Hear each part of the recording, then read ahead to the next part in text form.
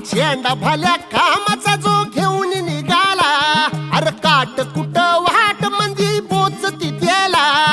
रगत निघल तरी बी हसल शाबास त्याची, रगत निघल तरी बी हसल शाबास त्याची. तू चाल पुढं तुला रगड्या भीती कशाची, परवा बी कुणाची. मन शुद्ध तुझं गोष्ट हाय पृथ्वी मोलाची, पृथ्वी मोलाची, हा पृथ्वी मोलाची.